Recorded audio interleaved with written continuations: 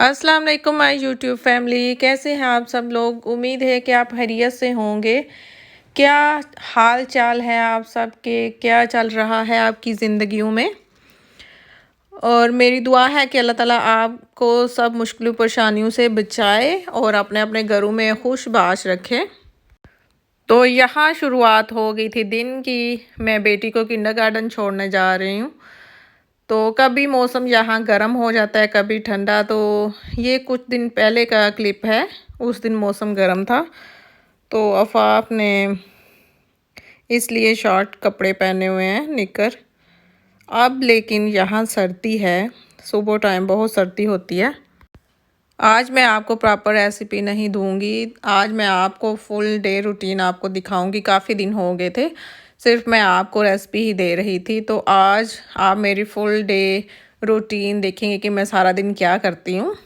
सारा कुछ तो आपको नहीं मैं वीडियो में दिखा सकती, क्योंकि वो वीडियो फिर बहुत घंटों के हिसाब से लंबी हो जाती है। तो शॉर्ट शॉर्ट मैंने क्लिप्स लिए थे आप सबको दिखाने के लिए।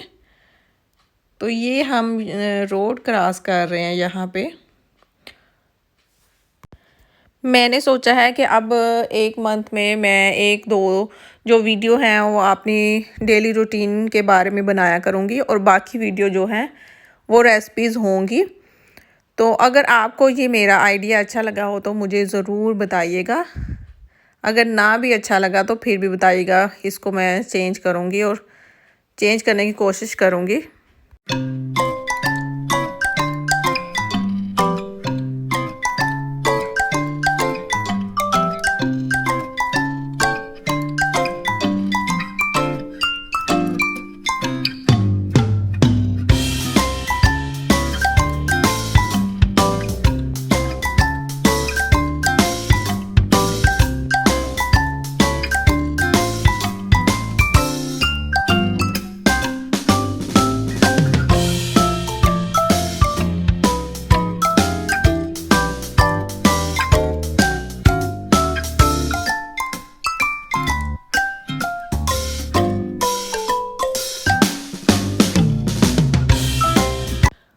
तो यहाँ मैं दोपहर के खाने की तैयारी कर रही हूँ। जो कुछ दिन पहले मैंने तंदूरी चिकन बनाया था, आज उसको दोबारा बना रही हूँ हस्बैंड की फरमाइश पे। मेरे जो हस्बैंड हैं वो कभी कभी फरमाइश करते हैं। जब भी उनको पूछूं क्या पकाऊं तो उनका यही एक जवाब होता है, जो दिल है पकाओ, जो मर्ज़ी है पकाओ। और कभी कभी वो फरमाइश करते हैं। तो उन्होंने रात को मुझे फरमाइश की थी, तो उस टाइम तो लेट हो गया था, 12 बजे हुए थे। तो ये सुबह उठ के मैंने ये चिकन मैरिनेट किया था। सेम वही रेसिपी है। उस दिन मैंने ऊपर से इसको फॉइल के साथ कवर नहीं किया था, तो आज किया था। ऐसा करने से चिकन और भी ज़्यादा सॉफ्ट और जूसी बनता है अंदर से, और जो कि बहुत ही मज़े का बना था। उस दिन से भी ज़्यादा ये मज़े का था। तो यहाँ मैंने फॉइल लगा के इसको ओवन के अंदर डाल दिया था। थोड़ा ऊपर ही रखा था मैंने इसको, दरमियान में नहीं। इसका टेम्परेचर 250 था और नीचे वाला रॉड सिर्फ मैंने ऑन किया था, दोनों रॉड नहीं ऑन किए थे। तो ये साथ मैं आलू के कटलेट बना रही थी, जो कि मेरे हस्बैंड के मोस्ट फेवरेट हैं, फॉर एवर फेवरेट। कीमे के कबाब से भी ज़्यादा ये उनको ज़्यादा पसंद हैं। मेरे पास प्लेन फ्राई पैन भी हैं, लेकिन ये जो ग्रिल वाला पैन है इसके अंदर चीज़ें बनाने का कुछ अपना ही मज़ा है। कुछ भी इसके अंदर फ्राई करें तो वो ग्रिल के जो मार्क आते हैं ना, वो आपकी चीज़ को चार चांद उससे लग जाते हैं, और इतने खूबसूरत लगती है ना जो भी इसके अंदर चीज़ फ्राई करें। तो फिर इसलिए मैं ज़्यादा इसी को इस्तेमाल कर लेती हूँ।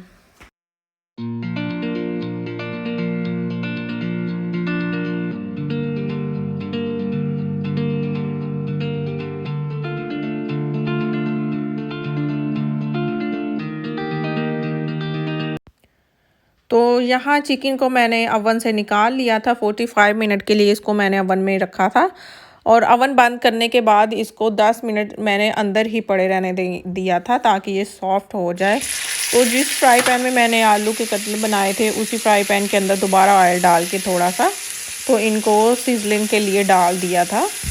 तो चिकन तंदूरी का ये जो पार्ट है, इसको सीजल करना, इससे बहुत मज़ा आता है। अगर आप नहीं करना चाहते तो आपकी मर्ज़ी है, वैसे भी खा सकते हैं, वैसे भी इसका बहुत मज़ा आएगा।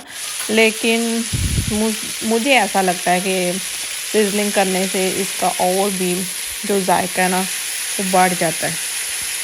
तो ये जो मैं चम्मच के साथ इसके ऊपर डाल रही हूँ, ये पैन के अंदर जो इसका पानी निकला हुआ था, जो ग्रेवी एक्स्ट्रा थी, आपने इसको वेस्ट नहीं करना। सिजलिंग के टाइम पे आपने इसको इसके ऊपर डालते रहना ताकि जो मसाले हैं वो इसके अंदर अच्छी तरह से चले जाएं। आपने इसको वेस्ट बिल्कुल भी नहीं करना। ये जो आपको सिजलिंग की आवाज़ आ रही है, ये मैंने खुद म्यूट नहीं की थी क्योंकि ये मुझे आवाज़ बहुत अच्छी लगती है सिजलिंग के टाइम जो होती है।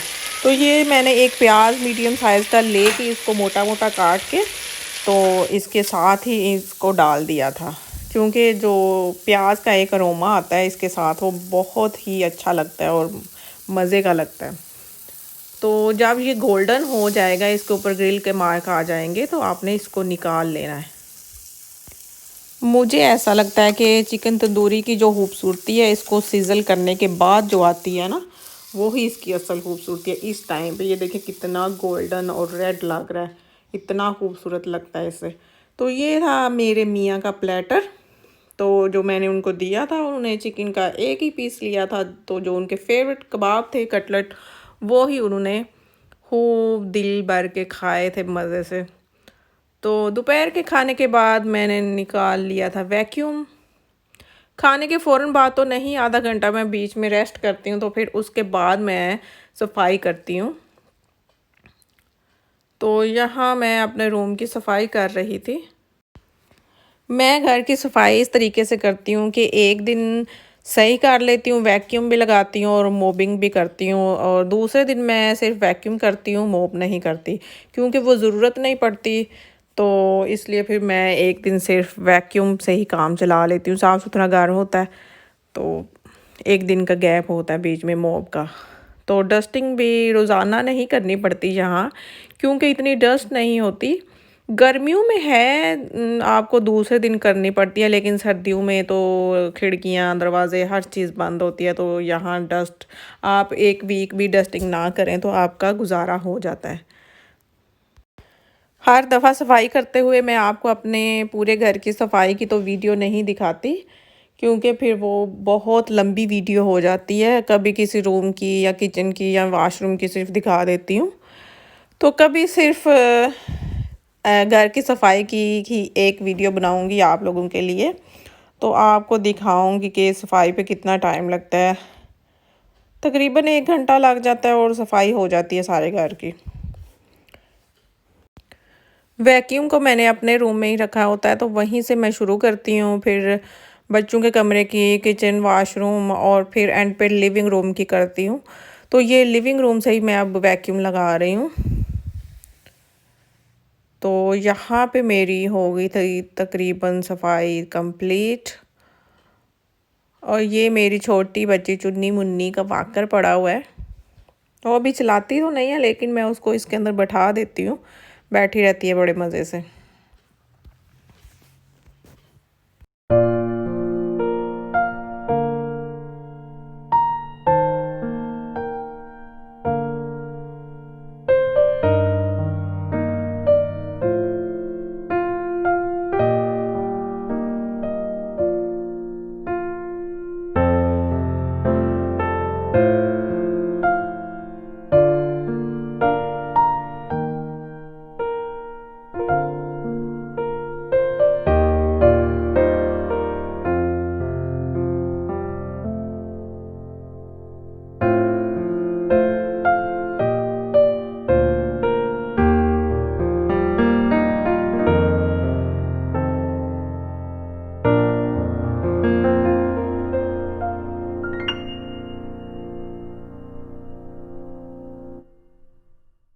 वैक्यूम करने के बाद अब मॉप की बारी है, क्योंकि पिछले दिन सिर्फ मैंने वैक्यूम ही किया था, तो आज फिर वैक्यूम और मॉप दोनों की बारी थी, तो वही मैं अब कर रही हूँ।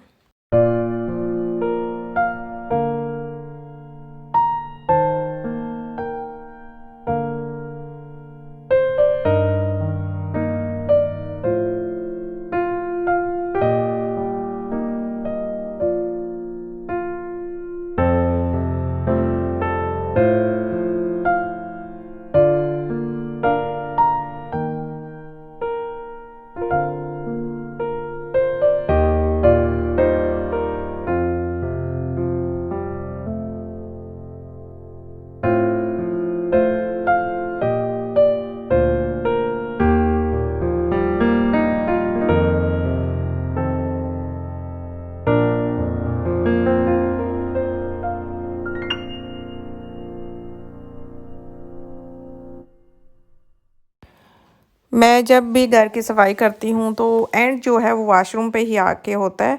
तो मैंने कमोड और बेसन की भी सफाई कर ली थी, वो मैं आपको नहीं दिखा सकी।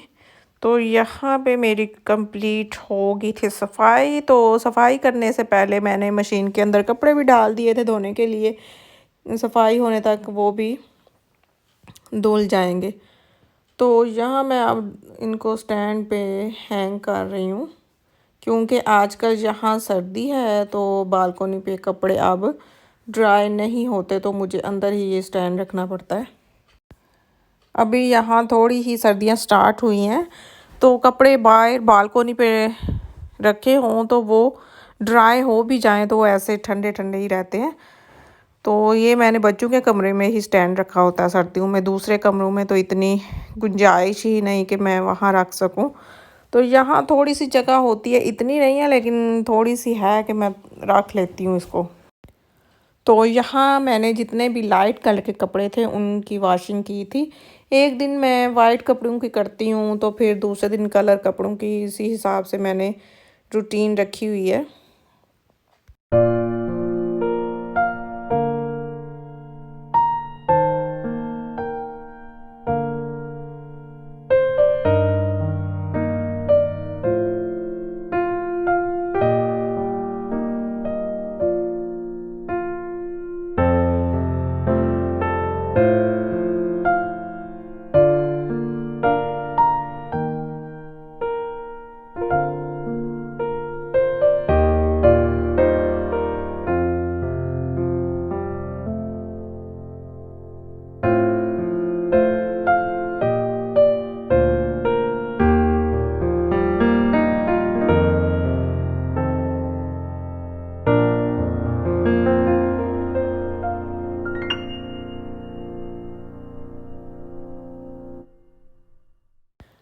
कपड़े धुले हुए स्टैंड पे इनको हैंग करना और फिर जब ये ड्राई हो जाए तो इनको फोल्ड करना, ये मुझे सबसे दो काम मुश्किल तरीन कामों में से लगते हैं।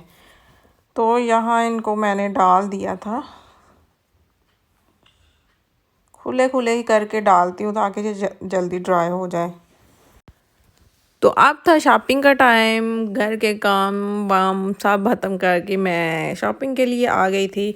बच्चे घर थे तो मुझे मौका मिला था, हेल्प है थी मेरे पास, तो बच्चों को छोड़ के मैं आ गई थी बाज़ार अकेले, क्योंकि यहाँ सर्दियाँ शुरू हो गई हैं तो बच्चों के सर्दियों के मैंने कपड़े लेने थे।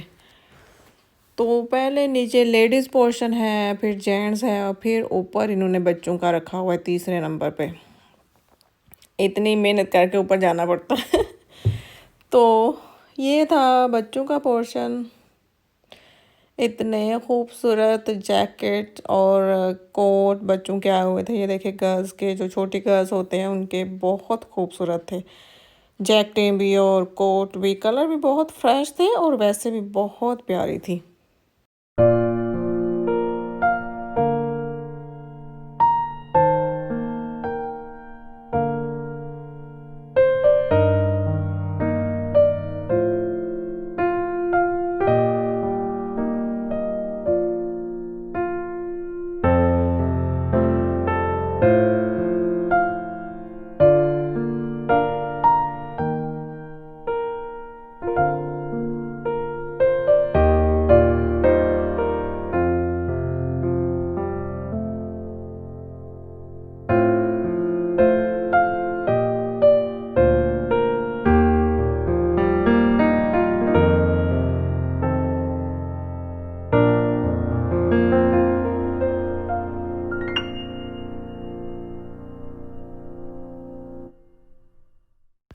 ये जो रैबिट वाली वाइट शर्ट है जिसे मैं देख रही हूँ इस टाइम, ये मैंने अपनी छोटी बेटी के लिए ली थी, और साथ जो पिंक वाली पड़ी हुई है लेफ़्ट साइड पे वो भी मैंने ली थी छोटी बेटी के लिए।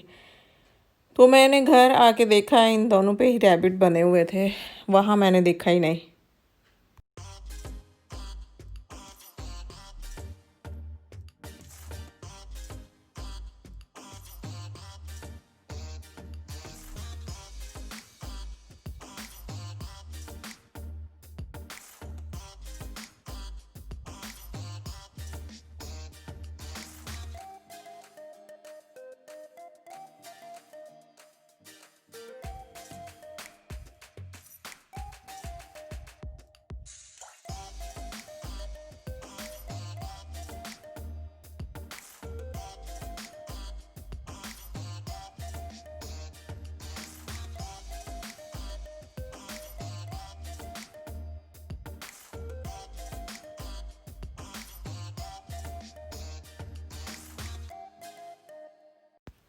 तो यहाँ से मैंने बच्चों के ले लिए थे कपड़े और ये मैं नीचे ही जा रही थी। लेडीज़ पोर्शन है ये जर्सियाँ थी जो न्यू आई हुई थी, इनको मैं देख रही थी और मैं अपने लिए कुछ देख रही थी, कुछ मुझे शर्ट मिल जाए, लेकिन मेरे मतलब की कोई चीज़ नहीं थी। क्योंकि जब आप बाहर आ जाते हैं तो आपको कपड़े अपनी मर्ज़ी के मिलना बहुत मुश्किल हो जाता है, क्योंकि शॉर्ट कपड़े तो हमने पहनने नहीं होते। तो जो लॉन्ग शर्टें हैं फुल स्लीव्स वाली, वो आपको कभी कभार ही नज़र आती हैं अपनी मर्ज़ी की। तो ये जर्सियाँ थी जिनको मैं देख रही थी। मैं ये देख रही थी कि शायद ये ही लॉन्ग हों तो मैं यही ले लूँ, लेकिन वो भी शॉर्ट थी। तो ये मैं एक और शॉप पे आ गई थी। ये वाइट और पिंक शर्ट्स मुझे बहुत पसंद आई थी, लेकिन ये बहुत पतली थी, बहुत बारीक, जिसकी वजह से फिर मैंने इनको लिया ही नहीं था।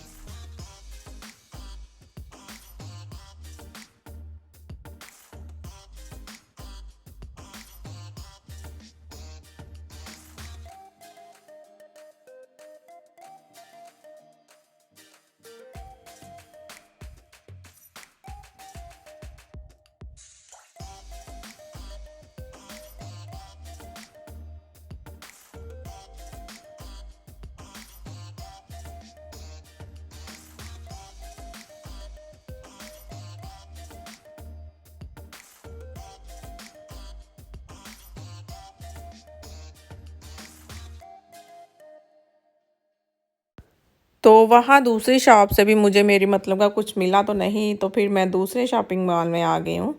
तो ये मैं उसकी बेसमेंट में जा रही हूँ। ये सामने आपको जो डीएम लिखा हुआ नज़र आ रहा है, ये स्टोर है। वहाँ से मैंने कुछ लेना था तो फिर इसलिए मैं नीचे आई थी।